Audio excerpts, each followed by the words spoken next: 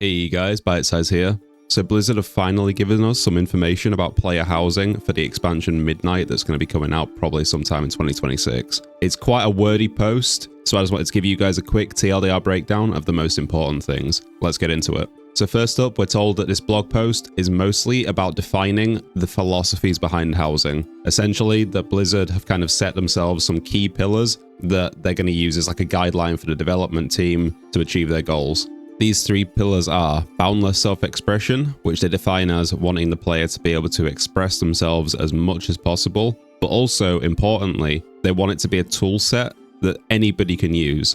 So somebody with like really good 3D experience could make something incredible and creative, but at the same time, somebody with no experience of this kind of thing is also able to make a really cool house. They want to strike the balance in between so that everybody can make something cool. They also let us know that the decoration options for housing are mainly going to span the cultures of Azeroth and expansion themes. The second pillar is deeply social. So essentially, Blizzard are designing housing to be fundamentally better with other players. It's meant to encourage interaction with other players and progressing with your friends, neighbors, we'll get onto that in a minute, guilds, and the wider community. So this isn't going to be some kind of purely instant solo experience that, you know, maybe you can invite people to, but apart from that, no one's ever going to see your house. There is going to be a kind of community feel with it, which I think is fantastic.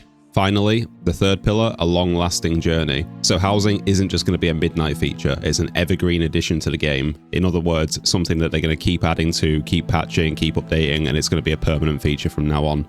Blizzard have also answered where player homes are going to be, and they state that there's going to be 2 housing zones available at launch, one for the Alliance and one for the Horde. The Alliance zone is going to take inspiration from Elwyn Forest with a touch of Westfall and Duskwood, which I think sounds amazing, and the Hordes is supposed to take inspiration from Durotar and Ashara. There's 2 main reasons why Blizzard came to this decision. So first of all, they don't want to release with too many housing zones because the deeply social aspect of housing that they're trying to achieve is going to be diluted if they release with tons of different zones.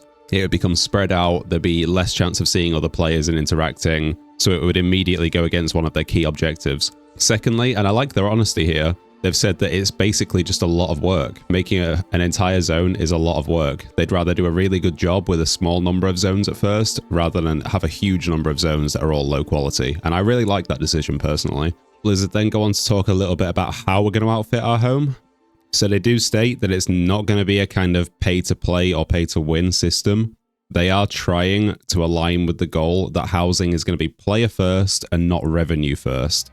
So housing is going to offer hundreds and hundreds of decorations and options in the game, but there is also still going to be rewards from the cash shop. I have a quick little thing to say on this. It's all well and good saying it's not revenue driven and there's going to be far more options that you can get from in-game sources rather than the cash shop, but if the stuff that you can get in-game is a 2 out of 10 and the things that are in the cash shop are a 10 out of 10 for how cool they look, that's going to be a problem. So I really, really hope that Blizzard don't restrict the coolest things to the cash shop because I think the uproar would be huge. And rightly so, honestly. Blizzard then answer one of the main questions. If you're familiar with something like Final Fantasy, player housing is a huge feature in that game, but there's no guarantees that you can get a house. In fact, it's incredibly difficult. You essentially have to enter things like lottery systems, and it comes down to pure luck as to whether or not you're going to get the house, as well as costing a huge amount of in-game gold. Blizzard state immediately that if you want a house, you can have a house, and there are going to be no huge purchase costs involved. They also answer another question here that if your subscription lapses,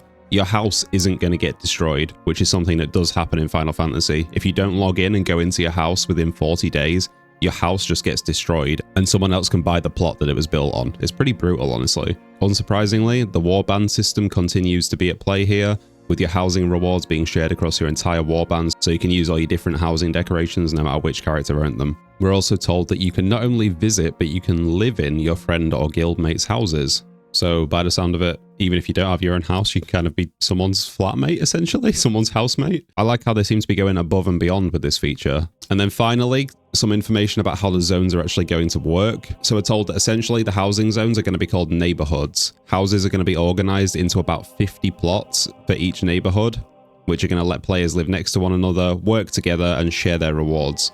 Neighborhoods are instanced, but they're also persistent, so your neighbors can be your neighbors for years to come and build a community. You'll be able to get a house in a public neighborhood, so essentially, I guess you'll just have random neighbors, or a private one, where it's going to be between you and your friends or you and your guilds. I think for any of you guys in guilds, that's probably an absolute dream to hear. Just all of you guys like living next to each other, working together, playing together, visiting each other's houses is going to be really cool, I think. So just to quickly reiterate the key points from all of this, there's going to be loads of options for customization. It's going to be social at its core. It's not going to be a one expansion only feature, rather a permanent game change. There'll be 2 zones initially, one being Alliance themed and one being Horde themed, with more to come in future. Everyone can have a house, there's going to be no limits on housing, and there's going to be no upkeep rules. And finally, housing will be located in 50 plot instance neighborhoods with the options for them to be private for a guild, for example, or just public. This is only our first brief look at housing. For future info, I'll be sure to cover it, so if you found this useful, please consider liking and subscribing, and I will see you guys in the next one.